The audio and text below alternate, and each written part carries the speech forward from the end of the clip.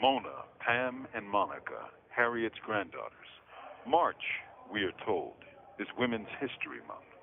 But we're here to celebrate the lives of several revolutionary women, but also to recognize a simple, undeniable truth. Without women, there would be no months to celebrate, for women gave birth to the world. Harriet Tubman was one of the greatest freedom fighters in history, for she brought forth hundreds of souls from the prison house of slavery, bringing them north of the dreaded Mason-Dixon line, and after the passage of the Fugitive Slave Act, bringing them to the far north of Canada. I say that these three women, Mona, Pam, and Monica, are like Harriet, for they all fight for freedom almost every day against great odds, and they keep on pushing no matter what.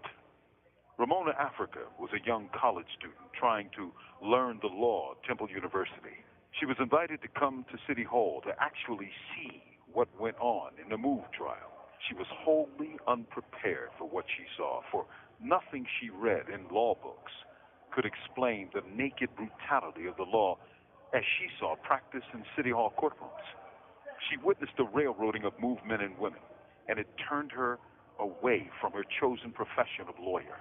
In short, what she saw Move members experience in pretrial hearings and in trial repulsed her. Indeed, it radicalized her. She entered court as a mild-mannered college student. What she saw and heard turned her into a committed revolutionary, Ramona Africa Move member. But that wasn't all. As she came closer to Move and the teachings of John Africa, and as she worked for the freedom of Move members, she didn't know that the government was planning what they considered Move's final solution. On May 13, 1985, she found out, the world found out, when city, state, and federal government agencies conspired to bomb Move from a helicopter. When the fires had eaten its full, 11 men, women, and children were either shot or burned to death. Their dogs were killed. An entire city block looked like Dresden, the Eastern German city bombed in World War II. Mona, burned badly on her arms, was one of two survivors of the firebombing in West Philadelphia. She was also the only person ever imprisoned for riot. It's fitting that she never believed in the law that she once studied. She believed in revolution. She believes in it today. Pam Africa was a light-hearted party girl until she met Move. They were neighbors of hers. She wasn't really into them until she saw them attacked by police. She followed her heart and warmed to them. The closer she got, the more she found herself targeted and threatened. She would not ignore what she saw. She couldn't. She didn't run away. She moved closer to Move and to John Africa. Pam Africa, guided by her powerful heart and the power of her love for Move people, became a Move person. Move became her brothers and sisters, her family. They respected her fighting spirit so much that Move's founder, John Africa, named her Minister of Confrontation.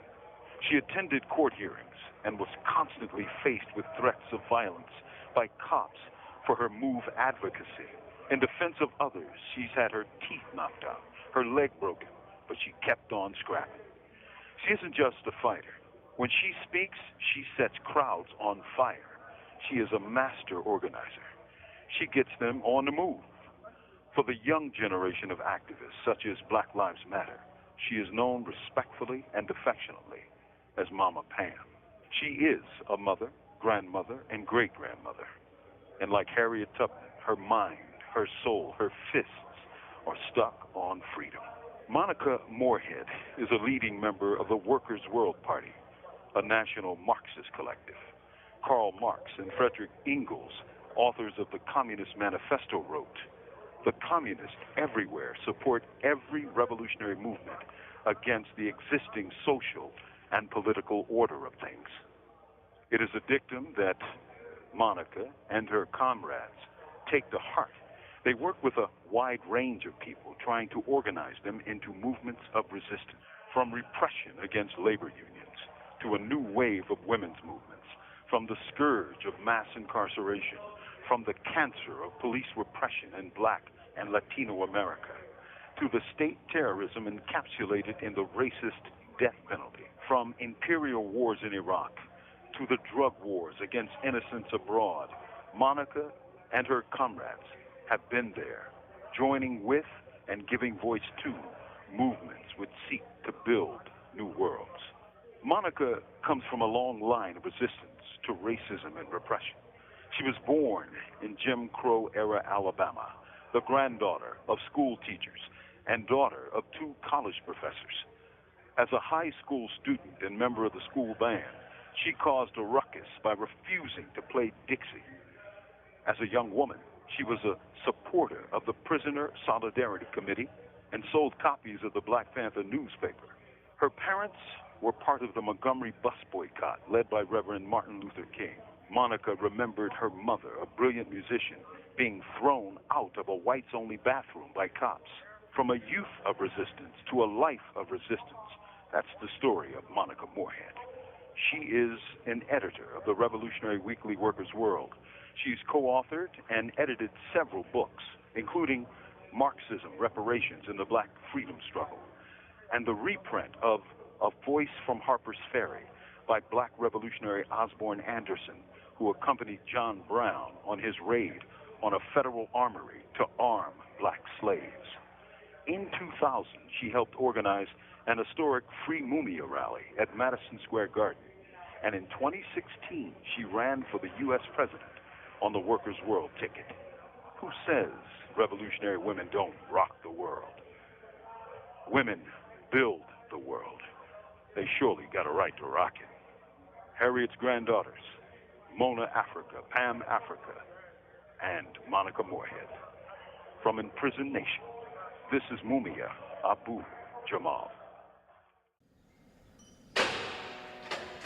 These commentaries are recorded by Noel Hanrahan of Prison Radio.